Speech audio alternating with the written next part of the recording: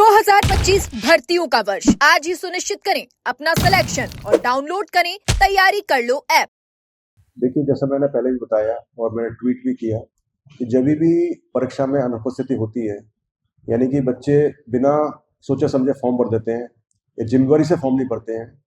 जबकि उनके मन में होता है कि हम शायद एग्जाम देने नहीं आएंगे या शक में रहते हैं और फिर भी फॉर्म भर देते हैं, उससे बहुत बड़ा खामियाजा भुगतना पड़ता है 3 स्तर पर। सबसे पहला तो ये कि जितने ज़्यादा बच्चे फॉर्म भर देते हैं उतनी बड़ी तैयारी करनी पड़ती है, और मान लीजिए कि 33% बच्चे उपस्थित होते हैं तो 66% यानी कि 2/3 जो स्कूल हैं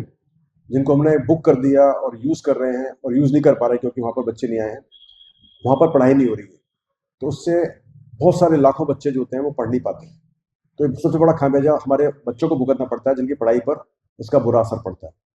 दूसरा होता है कि जब भी परीक्षा बड़े स्तर पर की जाती है, बड़े सेंटर्स पर की जाती है, ज़्यादा सेंटर्स पर करनी पड़ती है, तो कई बार हमको प्राइवेट स्कूल भी लेने पड़ते हैं, कई बार हमको स्कूल ब्लॉक स्तर पर जाने पड़ते हैं। तो जब भी हम दूर दराज के स्कूल लेंगे, प्राइवेट स्कूल लेंगे, तो कई बार एक संभावना बनी रहती है पेपर लीक होने की। जब परीक्षा छोटे स्तर पर हो जाएगी, कम सेंटर पर होगी, तो बेस्ट सेंटर, बेस्ट कंट्रोल तरीके से हम परीक्षा करा पाएंगे, तो उससे हमारी जो पेपर लीक की संभावना है, नकल की संभावना कम हो जाती है। और तीसरा है खर्चे का। जब भी परीक्षा कराते हो, इतना सारा पेपर यूज होता है, ट्रांसपोर्ट यूज होता है,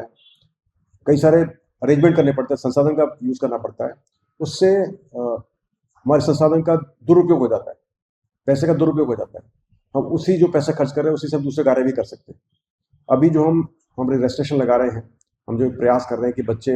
वही फॉर्म भरें जो कि परीक्षा में आएंगे, उस प्रयासी से सिर्फ यदि 20% भी हमारी उपस्थिति में वृद्धि होती है या 20% बच्चे नहीं भरते जो कि फॉर्म नहीं भरना चाहते,